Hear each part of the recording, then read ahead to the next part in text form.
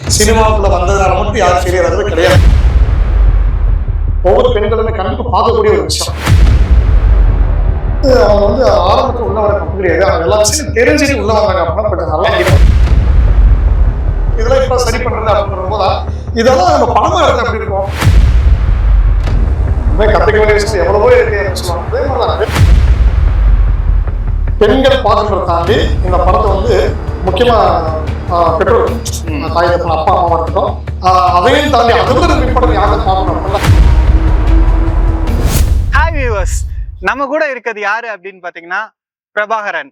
இவர் யாரு அப்படின்னா தமிழ் திரைப்பட இயக்குனர். இவரோட இயக்கத்துல 2018ல அகலிகை அப்படின்ற படம் ரிலீஸ் ஆயிருக்கு. சோ இந்த படத்தை தொடர்ந்து இப்போ ரீசெண்டா ஒரு படம் டைரக்ட் பண்ணி அந்த படம் ரிலீஸ்க்கு காத்திருக்கு. அந்த படத்தை பத்தி நிறைய இன்ட்ரெஸ்டிங்கான விஷயங்கள் இந்த வீடியோல நம்ம பார்க்கலாம். Hi brother. ஹாய் ப்ரோ, வணக்கம். இப்போ நீங்க ஒரு படம் பண்ணி முடிச்சிட்டீங்க. சரிங்க ப்ரோ. சரிங்களா? சரிங்க. அதுலயே நிறைய அனுபவங்கள் கிடைச்சிருக்கும். இப்ப இரண்டாவதா ஒரு படம் பண்ணும்போது அதுல பண்ணதுக்கும் இதுல பண்ணதுக்கும் என்ன வித்தியாசம் கண்டுபிடிச்சீங்க? டிஃபரெண்ட் என்ன அப்படின்னா ஒரு எக்ஸ்பீரியன்ஸ் தான் ப்ரோ. ஃபர்ஸ்ட் நம்ம பண்ணது பாத்தீங்கன்னா அது ஒரு ஃப்ரெஷர்ஸா என்ட்ரி ஆகணும். இப்பயே அப்படித்தான் இருக்கிறோம், ஃப்ரெஷரா தான் இருக்கிறோம். மறுபடியும் சின்ன சின்ன அனுபவங்கள் தான். கத்துக்க வேண்டிய விஷயங்கள் நிறைய இருக்கு. நிறைய பேர் சொல்லுவாங்க இதுமே கத்துக்க வேண்டிய விஷயங்கள் எவ்வளவோ இருக்கு அப்படின்னு சொல்லுவாங்க. அதே மாதிரிதான் நிறைய கத்துக்க வேண்டிய விஷயம் இருக்கு. அந்த முன்னாடி பண்ண ப்ராஜெக்ட்டுக்கும் இந்த ப்ராஜெக்ட்டுக்கு வந்து நிறைய டிஃப்ரெண்ட், நிறைய அனுபவங்கள். ஒரு ஒர்க் பைஸா இருக்கட்டும், நிறைய அனுபவங்கள். ஒரு ஸ்கிரிப்ட் ஒர்க்கா இருக்கட்டும், ஃபர்ஸ்ட் பண்ண படம் இப்ப பண்ணிக்கிட்டு இருக்கேன், பண்ணி முடிச்சு இந்த படம் நிறைய டிஃபரன்ஸ் இருந்தது. நிறைய அனுபவங்கள் கிடைச்சது. அதை வச்சு நிறைய விஷயங்கள் கத்துக்கிட்டோம், பாடங்கள் கத்துக்கிட்டோம். இப்போ நீங்க உதவி இயக்குனரா யார்ட்டையும் பணிபுரிஞ்சிருக்கீங்களா, இல்ல டைரக்டா நீங்க வந்து எங்க சினிமா கத்துக்கிட்டீங்க? அந்த ஒரு கத்துக்கிட்ட பாயிண்ட் எங்க? உதவி இயக்குனரா வந்து ஒர்க் பண்ணிருக்கேன். ஃபர்ஸ்ட் வந்து ஸ்டார்டிங் ஸ்டேஜ்ல வந்து நான் காலேஜ் படிக்கிறப்ப இருந்து, நான் ஃபர்ஸ்ட் இயர் படிக்கிறப்ப இருந்து 12th முடிச்சுட்டு ஃபர்ஸ்ட் இயர் படிக்கும்போது இருந்து சொந்தமா மூவி பண்ணி, அதாவது ஷார்ட் பிலிம்ஸ் குறும்படங்கள் பண்ணி நான் ஆரம்பிச்சேன். அந்த ஸ்டேஜ் ஆரம்பிச்சேன். பண்ண ஆசை எனக்கு தெரியாது. அதை ஸ்டார்ட் பண்ணும்போதே வந்து அண்ணன் முத்து கணேஷ் அண்ணன் அப்படின்னு சொல்லிட்டு அண்ணன் எனக்கு வந்து அவர் தான் குருநாதர். ஃபர்ஸ்ட் ஒரு என்ட்ரிக்கு அவர் தான் குருநாதர். எல்லாருக்குமே முத்து கணேஷ் அப்படின்னு சொல்லிட்டு அவங்க அவர் தான் எனக்கு வந்து ஃபர்ஸ்ட் என்ட்ரி. அவர் தான் சொல்லி கொடுத்தா, தம்பி இத்துறா, தம்பி இந்த மாதிரி இருக்கிறடா அப்படின்னு கேமரா சொல்லி கொடுப்பாரு. எடிட்டிங் ஃபர்ஸ்ட் ஷார்ட் பிலிம்க்கு பவர் டைரக்டர் அப்படின்னு ஒரு சாஃப்ட்வேர்ல இப்படி எடிட் பண்ணணும் கத்து கொடுத்தாரு. பவர் டைரக்டர்ல எடிட்டிங் கத்துக்கிட்டீங்களா நீங்க? 17 வருஷத்துக்கு முன்னாடி, 15 வருஷம் இருக்கும்னு நினைக்கிறேன். அப்போ எனக்கு வந்து அப்ப 17 வயசுனா பாத்தீங்க. வயசுல இன்ட்ரெஸ்ட் பண்ண ஆரம்பிக்கலாம். ஸ்டார்டிங் ஸ்டேஜ் என்ன பண்ணு எது பண்ண தெரியாது. அப்ப அண்ணன் அவர் தான் வந்து கத்து கொடுத்தாரு. அவருடைய ப்ரொஃபஷனல் வேற, அவர் நல்ல ஒரு பிளேஸ்ல இருக்காங்க. அது வந்து நம்ம சொல்ல முடியல. நல்ல ஒரு ப்ரொஃபஷனலா இருக்கிற அவரு. பட் அவருக்கு வந்து இன்ட்ரெஸ்டிங், சினிமால வந்து ரொம்ப இன்ட்ரெஸ்டிங். அதெல்லாம் வந்து அந்த ஸ்டேஜ்ல அவர் இருக்கும்போது எனக்கு கத்து கொடுத்தாரு. எனக்கு கத்துக்கிட்ட அவர் கத்து கொடுத்த வித்ததான் இப்போ ரெண்டாவது படம். ஆமா, அது ஒரு விஷயம். அதுதான் வந்து ஒரு நாட்டு நம்மளுக்கு. அதுக்கப்புறம் நான் எவ்வளவு பேர்கிட்ட வந்து நான் கத்துக்கிட்டேன் ப்ரோ. நிறைய விஷயம் கத்துக்கிட்டேன், படிச்சும் கத்துட்டு. இருந்தாலும் நம்மளுக்கு எந்த இடத்துல ஆரம்பிச்சோம் அந்த விஷயம் நம்ம மறக்க கூடாது. சோ அங்கதான் ஆரம்பிச்ச இடம். அதுக்கப்புறம் ரெண்டாவது நான் படிச்சேன், கொஞ்சம் டிஎஃப்டி பண்ணேன். ப்ராப்பரா வந்து டிகிரி எல்லா வீட்லயும் சொல்ற மாதிரி இந்த டிகிரின்னு ஒண்ணு முடிச்சுட்டு சினிமா சம்பந்தமாவே டிகிரி முடிச்சிட்டீங்க. நார்மலா பேச்சுலர் டிகிரி வந்து நார்மலா டிகிரி முடிச்சிட்டீங்க. நார்மல் பண்ணிட்டு 12th முடிச்சுட்டு டிகிரி பண்ணிட்டு சினிமாவுக்கு தனியா டிப்ளமோ சென்னையில பண்ணேன். சென்னை கொட்டிவாக்கம்ல வந்து ஃபிலிம் டெக்னாலஜி பண்ணிட்டு அப்புறம் ராஜபாண்டியன் அப்படின்னு சொல்லிட்டு அண்ணன் அவர்கிட்ட கொஞ்சம் ப்ரொஃபஷனலா அவர்கிட்ட கொஞ்சம் ஒரு 10 month ஒர்க் பண்ணேன். அவங்க ஃபிலிம்ல அவர் வந்து எனக்கு அடுத்த குருநாதர். அவர் அவர்கிட்ட வந்து ஒரு 10 month ஒர்க் பண்ணி முடிச்சுட்டு தான் அகலிகைன்ற மூவியை சொந்தமா எடுக்க ஆரம்பிச்சோம். ஒரு க்ரௌட் ஃபண்ட்ல ஒரு டீம் ஒர்க்கா ஆரம்பிச்சோம். அதை முடிச்சு அதுக்கப்புறம் இப்போ தென் வந்து இப்போ இந்த செகண்ட் மூவி வந்து கொஞ்சம் நல்லபடியா எடுத்து முடிச்சிருக்கிறோம். ஒரு சின்ன சின்ன தயாரிப்பாளர்கள் பிளஸ் அது கூட சேர்ந்த என்னோட நண்பர்கள், ஆரம்பத்துல கை கொடுத்தவங்க, அவங்களையும் விடக்கூடாது. சோ அவங்க எல்லாரும் சேர்ந்து ஒரு சின்ன கிரௌட் ஃபண்டாவும் ப்ராப்பரா தயாரிப்பாளருக்கு ஒரு 2 பேரும் வச்சு இந்த படத்தை வந்து கம்ப்ளீட் பண்ணி முடிச்சிருக்கோம். இப்போ அகலிகைன்ற படம் வந்து நான் பாத்துட்டேன். ஆமா, சரிங்களா? நான் பாத்துட்டேன், நீங்க பாத்தீங்களான்னு தெரியல, நான் பாத்துட்டேன். பட் அதுல வந்து ஒரு சூப்பரான மெசேஜ், சரிங்களா? அந்த மெசேஜ் வந்து ஃபீமேல் ஓரியன்டடா ஃபுல்லா பாத்துட்டீங்களா? ஃபுல்லா பாத்துட்டேன். ஃபீமேல் ஓரியன்டடா சரிங்க ஒரு மெசேஜ் வந்து வச்சிருந்தீங்க. ஆமா, கண்டிப்பா செம்ம மெசேஜ் அது. கண்டிப்பா அந்த காலகட்டத்துல அந்த மெசேஜ் ரொம்ப தேவையான மெசேஜ். கண்டிப்பா இதுல வந்து என்ன வச்சிருக்கீங்க? முக்கியமா ஃபீமேல்ஸ்க்கு என்ன வச்சிருக்கீங்க? அந்த மைய கரு என்னது? ஃபீமேல் வந்து ஒவ்வொரு பெண்களுமே கண்டிப்பா பார்க்கக்கூடிய ஒரு விஷயம். படம் வந்து ஒவ்வொருத்தருமே பெண்கள் பாக்குறத தாண்டி இந்த படத்தை வந்து முக்கியமா பெற்றோர்கள், தாய் தப்பன் அப்பா அம்மாவா இருக்கட்டும், அதையும் தாண்டி அதை விட ரொம்ப இம்பார்ட்டன்ட் யார் தான் பார்க்கணும் அப்படின்னா, இப்ப ரீசெண்டா உள்ள என்ட்ரி ஆகிறாங்க, காலேஜ் 12th முடிச்சுட்டு என்ட்ரி ஆகிறாங்க. இந்த காலேஜ் ஸ்டூடெண்ட்ஸ் ஒவ்வொரு ஸ்டூடெண்ட்ஸுமே இதை பார்த்து தெரிஞ்சுக்கணும். பேரண்ட்ஸ் கூட இம்பார்ட்டன்ட் கிடையாது, இந்த ஸ்டூடெண்ட்ஸ் ஒவ்வொருத்தருமே பார்த்து கண்டிப்பா தெரிஞ்சுக்கணும்.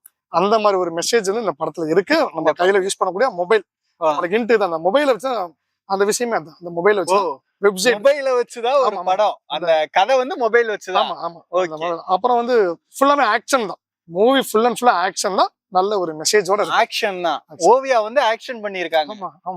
இப்போ நீங்க 2வது படம் தான் பண்றீங்க, இது எப்படி சாத்தியமாச்சு? அண்ட் உங்களை மாதிரி இயக்குனர் ஆகணும்னு நினைக்கிற நிறைய பேர் தமிழ்நாட்டுல இருக்காங்க. கண்டிப்பா அவங்களுக்கு உங்களோட கருத்து, அதாவது இதெல்லாம் பண்ணா நல்லா இருக்கும்பா, நான் வந்து இப்படிதான் பண்ணேன் அப்படின்னு அவங்களுக்கு நீங்க ஏதாவது எஜுகேட் பண்ணணும், ஏதாவது சொல்லணும், உங்க மனசாட்சி கண்டிப்பா உங்க மனசுல இருந்து ஏதாவது சொல்லணும் அப்படின்னா அது நீங்க என்ன சொல்லுவீங்க? எத்தனையோ யங்ஸ்டர்ஸ் வந்து இந்த சினிமாக்குள்ள என்ட்ரி ஆகி விடுறாங்க. அவங்க ஸ்கூல் ஸ்டேஜுக்கு முன்னாடி வந்துடுறாங்க, இல்ல ஆஃப்டர் ஸ்கூல் ஸ்டேஜ் முடிச்சு காலேஜ் படிக்கும் போது வந்துடுறாங்க, என்ட்ரி ஆயிடுறாங்க. அது வந்து அவங்க வந்து ஆரம்பத்துல உள்ள வர தப்பு கிடையாது, ஆனா எல்லா விஷயங்களும் தெரிஞ்சுட்டு உள்ள வந்தாங்க அப்படின்னா கொஞ்சம் நல்லா இருக்கும். ஏன்னா இதுல ஜெயிச்சவங்க அப்படின்றது 100 பேர், தோத்தவங்க லைஃப் லாக் ஆகி லைஃப் ஃபெயிலியர் ஆனவங்க 1000 பேர் இருக்கிறாங்க. ஜெயிச்சது 100 பேர்னா தோத்தவங்க 1000 பேர் இருக்கிறாங்க. ஸோ அதனால வந்து வர்றது தப்பு கிடையாது. அவங்க ஒரு ஆசையில அந்த படம் பார்க்கும்போது ஸோ நம்மளும் இந்த மாதிரிலாம் பண்ணணும், ஃப்ரீடமா இருக்கணும் அப்படின்னு நினைச்சு நிறைய பேர் வர்றாங்க. நான் சினிமாக்கு எனக்கு சினிமா பிடிக்கும், நான் தாண்டி ஒரு ஃப்ரீடமா இருக்குன்னு நினைச்சேன். ஸோ அதனால நான் சினிமாக்குள்ள வீட்டுல வந்து கவர்மெண்ட் வேலைக்கு அதுக்கு போ இதுக்கு போ அப்படின்னு சொல்லிட்டு பணம் அப்படின்றது எப்படின்னா சம்பாதிச்சுக்கலாம், ஆனா சாதிக்கணும் அப்படின்ற ஒரு மிகப்பெரிய ஒரு எண்ணம் மனசுல இருந்தது. 2வது விஷயம் ஃப்ரீடமா இருக்கணும். இதெல்லாம் தாண்டி ஒரு முக்கியமான விஷயம் என்ன அப்படின்னா, எனக்கு இந்த ரோட்ல போகும்போது பைக்ல போகும்போது சில இன்சிடென்ட்ஸ் நான் பார்ப்பேன்.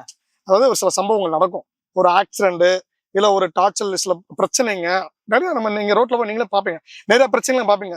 இதெல்லாம் வந்து நம்ம எப்படி அதெல்லாம் கண்டிச்சு கேட்கணும் அப்படின்ற மாதிரி சில எண்ணங்கள்லாம் எனக்கு வரும். நான் சொல்றது நீங்க எந்த அளவுக்கு புரிஞ்சுக்கிறீங்க தெரியல, ஆனா இதான் உண்மை, நான் சொல்லக்கூடிய விஷயம். அப்போ எனக்கு அது இதெல்லாம் எப்படி சரி பண்றது அப்படின்றது போதா இதெல்லாம் நம்ம படமா எடுத்த எப்படி இருக்கும், மக்களுக்கு கொண்டு போய் சேர்த்த எப்படி இருக்கும். அப்போ இப்போ ஒரு குழந்தை நடந்து போறான், கேள்விப்பட்ட விஷயம் தான், மழை பெஞ்சுட்டு இருக்கும், தண்ணி பள்ளம் இருக்க தெரியாது, குழந்தை போய் உள்ள விழுந்துருவோம். அப்ப இந்த விஷயங்கள் நம்ம நியூஸா பார்ப்போம், நம்ம சர்க்கிள்ல பார்த்துருப்போம், நிறைய பேருக்கு தெரியாது. ஆனா சினிமா அப்படின்ற மிகப்பெரிய அந்த ஒரு படைப்பு அந்த மீடியாவுக்குள்ள இதை கொண்டு போனோம். அப்ப இந்த மாதிரி கதைகள் நிறைய மக்களுக்கு நல்ல கருத்துள்ள கதைகள் எடுக்கணும் செய்யணும் ஒரு ஆசை வந்து. ஸோ இந்த ஒரு 3 காரணங்கள் தான், ஒரு ஃப்ரீடமா இருக்கணும், அடுத்த நல்ல விஷயங்களை ஸ்கிரீன்ல கொண்டு போகணும், அப்புறம் பிடிச்ச ஒரு லைஃப் சினிமா, இதெல்லாம் சேர்ந்ததுனால நான் சினிமாக்குள்ள என்ட்ரி ஆனேன். அதே மாதிரி இந்த நீங்க கேட்டீங்களா ஒரு கொஸ்டின், இளைஞருக்கு என்ன சொல்ல விரும்புறீங்கன்னா, அவங்களுக்கு என்ன சொல்றேன் அப்படின்னா, ஒரு டார்கெட் அவங்க ஃபிக்ஸ் பண்ணி உள்ளுக்குள்ள வரணும். 2வது உள்ள வரும்போது அந்த சினிமான என்ன அப்படின்ற பேசிக்கான விஷயங்களை தெரிஞ்சுக்கிட்டு அவங்க உள்ள வந்தாங்கன்னா ரொம்ப சந்தோஷமா இருக்குன்றது. ஏன் சொல்றேன்னா, ஆரம்பத்துல என்ட்ரி ஆயிருவாங்க, ஏன் அப்பா அம்மா சம்பாரிச்சு கொடுக்குறாங்க, செலவுக்கு காசு இருக்குன்னு என்ட்ரி ஆயிருவாங்க. ஆனா ஒரு வயசு போக போக போக என்ன பண்ணுவாங்க, அப்பா அம்மா வந்து அவங்க பாக்கெட்ல டவுன் ஆக ஆரம்பிக்கும் மணி. அப்போ நம்ம வயசு ஏற ஏற நம்ம சம்பாதிக்க வேண்டிய சுச்சுவேஷனுக்கு வருவோம். சேம் டைம்ல சினிமாக்குள்ள இருப்போம், சம்பாதிக்க முடியாது, கஷ்டப்படுவோம், மாட்டிக்கிறோம். அதனாலேயே தான் லைஃப் ஃபெயிலியர் ஆறாங்க. சினிமாக்குள்ள வந்ததுனால மட்டும் யாரும் ஃபெயிலியர் ஆகுறது கிடையாது. நிறைய பேரோட தாட் என்னன்னு பாத்தீங்கன்னா, நினைப்பாங்க சினிமாவுக்கு போனா அழிஞ்சு போயிருமா, சினிமாவுக்கு போனா ஃபெயிலியர் நினைப்பாங்க. சினிமாவுக்குள்ள வரதுனால யாருமே அழிறது கிடையாது. சினிமாவுக்குள்ள வர நாலேஜ் தான் இம்ப்ரூவ்மெண்ட் ஆகும். அவங்கள சார்ந்து 1 லட்சம் பேர் கூட ஒரு 100 பேருக்கு நல்ல விஷயங்களை தான் கொண்டு போய் சேர்ப்பாங்க. ஷார்ட் பிலிம் மூலியமாவோ இல்ல ஜெயிச்சு படம் பண்ணா படத்து மூலியமாவோ நல்ல விஷயங்களை தான் கொண்டு போய் சேர்ப்பாங்க. அதுல தோத்து போறாங்கன்னா அதுக்கு ஒரே காரணம் பினான்சியலா, அதனால மட்டும் கண்டிப்பா. மற்றபடி சினிமால தோத்தவங்க யாருமே கிடையாது. என்னை பொறுத்தவரை நான் அடிச்சுதான் சொல்லுவேன், சினிமா வாழத்தான் வைக்கும், நம்ம வாழத்தான் வைக்கும். நம்ம பினான்சியலா வந்து நம்மளுக்கு ஸ்டெப்னி ஒரு ஆப்ஷனா அடிஷனலா ஒரு சில விஷயங்களை ஏற்பாடு பண்ணிட்டு நீங்க சினிமாக்குள்ள வாங்க, ஜெயிக்கலாம்.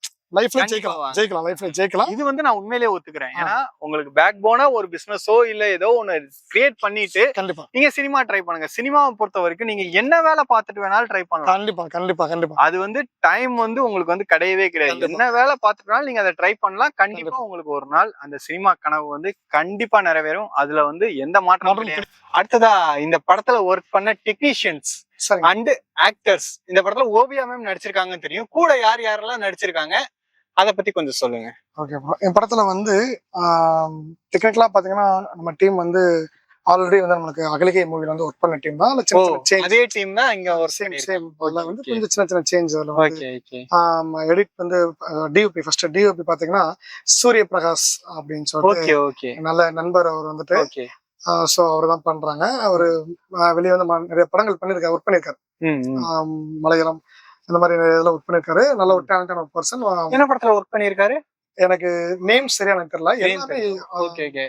வரப்போற படங்கள். வரப்போற படங்கள். ஓ, நம்ம படத்தோட சேர்ந்து ரிலீஸ் ஆக வாய்ப்பு இருக்கு. ரீசெண்டா என்ட்ரி தான் எல்லாமே அவங்க எல்லாம். Okay okay. எல்லாரும் ரீசெண்ட் என்ட்ரி தான். ஒரு சில பேர் மட்டும் அகலிகை மணி ஒர்க் பண்ணாம இதுல ஒர்க் பண்ணிருப்பாங்க. ஓகே. இது எல்லாமே சின்ன சின்ன சேஞ்சஸ் தான் இருக்கும். ஓகே. சோ அதுக்கப்புறம் டிஓபி சூரிய பிரகாஷ் அவர் பண்ணிருக்காரு. தென் எடிட் வந்து பாத்தீங்கன்னா சரவணன் அப்படின்னு சொல்லிட்டு பண்ணிருக்காங்க. சூப்பரா பண்ணிப்பாரு அவரு வந்துட்டு. இன்னொரு விஷயம் என்னன்னு பாத்தீங்கன்னா சரவணன் அவர் தான் விஎஃப்எக்ஸ் டேரக்டர். அவர் தான். ஓ, விஎஃப்எக்ஸ் அவர் தான் பண்ணிருக்காரு. இப்போ நம்ம பார்த்த விஎஃப்எக்ஸ் எல்லாமே அவர் தான். எல்லாமே எடுத்துட்டு அவர் தான். சோ அந்த விஎஃப்எக்ஸ் டீம்ல சரவணன் பிளஸ் வந்து தினேஷ் அப்படின்னு சொல்லிட்டு நண்பர் அவங்க பண்ணிக்காங்க. எல்லாமே ஒரே டீம் தான் அவங்க எல்லாரும். Okay okay. 2 பேர் சேர்ந்து பண்ணிக்கிறாங்க. பிளஸ் அவங்க தான் ஹெட். சோ அவங்களை சார்ந்து ஒரு டீம். அங்க விஎஃப்எக்ஸ்ல மட்டும் எவ்வளவு பேர் ஒர்க் பண்ணிருப்பாங்க பிரதர் உங்களுக்கு தெரிஞ்சு? எப்படி பார்த்தாலும் இதுல ஒரு 10-12 பேர் ஒர்க் பண்ணிருப்பாங்க ப்ரோ. ஓ, 12 பேர் விஎஃப்எக்ஸ்க்கு மட்டும் ஒர்க் பண்ணிருக்காங்க. எல்லாரும் ஃப்ரெண்ட்ஸ் சர்க்கிள்ல அவங்களுக்கான மிகப்பெரிய லெவல்ல பட்ஜெட் கொடுக்காம பட்ஜெட் ஃப்ரெண்ட்லியா எல்லாரும் ஒரு சர்வீஸ் சார்ஜ் மாதிரி கொடுத்து ஒரு டீமா ஃபார்ம் ஆகி இதை பண்ணாங்கன்னா ஃபர்ஸ்ட் டைம் நான் அவங்களோட அப்ரோச் பண்றேன். வீட்டுல மிகப்பெரிய பட்ஜெட் கிடையாது. ஏன்னா தயாரிப்பாளர் 2 பேர் இருக்கிறாங்க. அதாவது அதை தாண்டி எப்படி சொன்னா இந்த பட்ஜெட் மிக பெருசா சொல்ல முடியாது. 10 கோடி 50 கோடி சொல்ல முடியாது. ஆக வந்து இது 1 கோடி தான் 2 கோடி தான் கம்மியா சொல்ல முடியாது. புரியும் நினைக்கிறேன். பட்ஜெட். சோ இந்த பட்ஜெட்டுக்கு வந்து இந்த பட்ஜெட்டுக்கு இந்த அவுட்புட் வந்து வேணும். கரெக்ட். இந்த அவுட்புட் இவங்க தான் அப்படின்னு அவங்களுக்கு தேர்ந்தெடுத்தோம். அந்த டீம் வந்து அவங்களுக்குன்னு ஒரு சர்க்கிள் பிளான் பண்ணி அழகா மூவ் பண்ணிட்டாங்க. ஓகே பண்ணாங்க. அடுத்து மியூசிக் பார்த்தீங்கன்னா சந்தோஷ். மியூசிக் வந்து சந்தோஷ் அவர் பண்றாரு. ஓகே. இது பாடல்கள் வந்து என்ன மாதிரி வந்திருக்கு அண்ட் எத்தனை பாடல்கள் படத்துல இருக்கு? சூப்பரா வந்திருக்கு ப்ரோ. அதாவது எல்லாரும் சொல்ற மாதிரி நானும் சொல்ல முடியாது. ஆனா உண்மை அதை நல்லா வந்திருக்கு. அப்போ சரி இதுக்கு யாரு பண்ணிருக்காங்க பாத்தீங்கன்னா பாடலாசிரியர் யாருன்னு பாத்தீங்கன்னா மாயன் மகாலிங்கம் மதுரை பண்ணிக்காரு. அவர் வந்து அடி கருப்பு நேரத்துல அந்த சாங் அப்புறம் நம்ம சூரவி போட்டு வந்து பார்த்தா நல்ல ஒரு பாட்டு பண்ணிருப்பாரு. அடி 4 நிமிஷம். அந்த சாங் இவரு எழுதுனது. ஓ, சூப்பர் சூப்பர். அடுத்ததா இந்த படத்தோட கேஸ்ட் அண்ட் க்ரூ பத்தி பேசிட்டு இருக்கோம். முக்கியமான ஆள், அவங்கள பத்தி, அவங்க கூட ஒர்க் பண்ண அனுபவங்கள் எப்படி இருந்துச்சு? ஓவியா மேடம் கேக்குறீங்க? ஓவியா மேடம் தான், வேற யாரு? ஏற்கனவே உங்ககிட்ட சொன்னதுதான். அவங்க வேற லெவல் போவாங்க சொல்றேன். அவங்களுடைய பெர்ஃபார்மன்ஸ் வந்து நம்ம என்ன சொல்ல பாக்குறதுக்கு தான் சொல்லுவாங்க 1000 கண்ணு வேணும் அப்படின்னு. அந்த மாதிரி பார்க்கத்தான் வேணும். நல்ல ஒரு என்டர்டைனர். அவங்க வந்துட்டு சூப்பர் செம்ம பெர்ஃபார்மன்ஸ் நல்லா இருக்கும் பாக்குறதுக்கு. ஷூட்டிங் ஸ்பாட்டே வந்து எல்லாம் படம் பாக்குறது நம்ம போறோம் அப்படின்னா அவங்க நடிக்கும் போது ஷூட்டிங் ஸ்பாட் வேடிக்கை பார்க்கலாம். அதவே நம்ம வந்து நல்லா ரசிச்சு பார்க்கலாம். அந்த அளவுக்கு பண்ணக்கூடியவங்க நல்லா பண்ணிருக்காங்க. சூப்பரா பண்ணிருக்காங்க. ஸ்பாட்ல வந்து ஒவ்வொரு ஆக்ஷன் சீக்வன்ஸுமே வந்து ரசிக்கிற அளவுக்கு இருக்கு. சூப்பர். அவங்க ரொமான்டிக் நான் உங்கள்கிட்ட ஏற்கனவே சொன்ன மாதிரி தான். லவ் ரொமான்ஸ் இந்த மாதிரி ஸ்டேஜ்லாம் தாண்டி இது அவங்களுடைய ரசிகர்களுக்கு வந்து ஒரு மிகப்பெரிய ஒரு படைப்பா இருக்கும். நல்லா இருக்கும், ரசிச்சு பார்ப்பாங்க. கண்டிப்பா இன்ட்ரெஸ்டிங்கா இருக்கும். ஸோ மேம்க்கு வந்து நான் வந்து தேங்க் பண்ணிக்கிறேன். ஏன்னா நல்லா வந்து எனக்கு வந்து சப்போர்ட் பண்ணி ஒரு கால் ஷீட் கொடுத்து அந்த ஸ்டோரியை நான் கேட்க போறேன். ஏன்னா ஒரு படம் பண்ணிருக்கீங்க, அந்த படம் வந்து என்னதான் நீங்க பண்ணிருந்தாலும் உங்களுக்கு வந்து அது வந்து முதல் படம், அது அதிகபட்சம் மக்களால் பார்க்கப்படாத ஒரு படம். கண்டிப்பா அது வந்து நான் என்ன சொன்னாலும் ஒத்துக்கணும். அப்படி இருக்க உங்ககிட்ட அந்த கதையை சொன்னவன அவங்க எப்படி ஒத்துக்கிட்டாங்க அண்ட் அந்த மொமெண்ட் எப்படி இருந்துச்சு உங்களுக்கு? எனக்கு ஃபர்ஸ்ட் வந்து எனக்கு கால் ஷீட் கிடைக்கல. ஓகே, மேம்கிட்ட கேட்குமே எனக்கு கேட்கல. ஏன்னா ஃபர்ஸ்ட் வந்து நான் பண்ண மூவி ஒரு ஃப்ரெஷர்ஸ் வச்சு நான் பண்ண மூவி, ஒரு சின்ன பட்ஜெட்ல ஒரு சிம்பிளா ஏதோ ஒரு வில்லேஜ்ல இருந்து நாங்க வந்து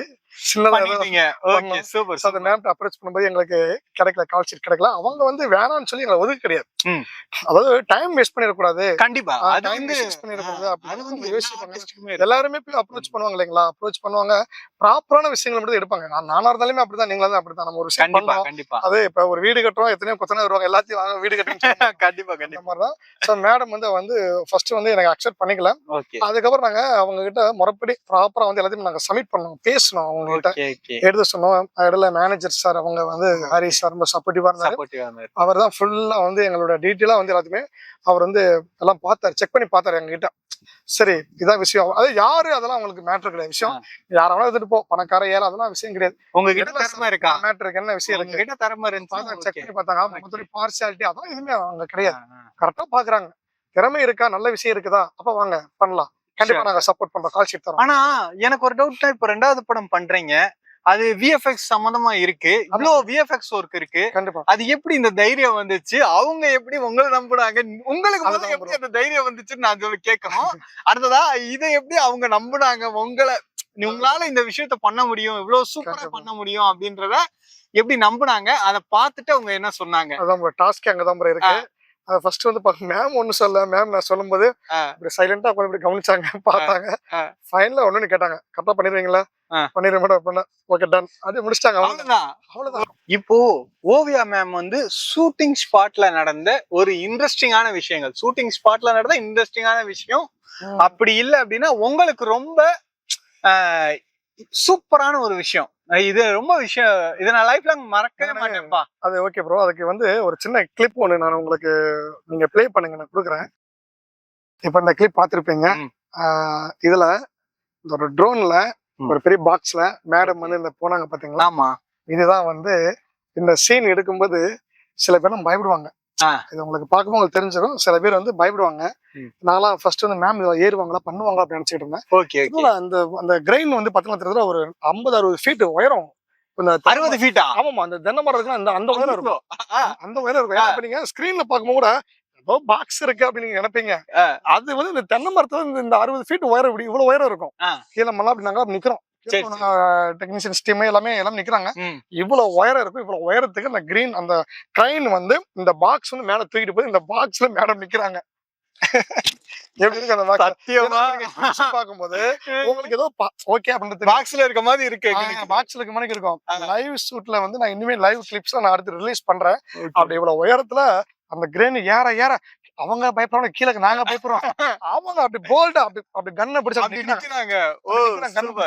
கிரைன் மேல ஏறுது அங்க ஏறுது எங்களுக்கு இன்னும் அவசரப்பட்டு இந்த மாதிரி சீக்வன்ஸ்ல பிளான் பண்ணிட்டோம் அப்படின்னு அவங்க நோ வரி அப்படின்னு சொல்லிட்டு அவங்க அப்படியே கெத்தா அப்படி மேல ஏற ஆரம்பிச்சாங்க.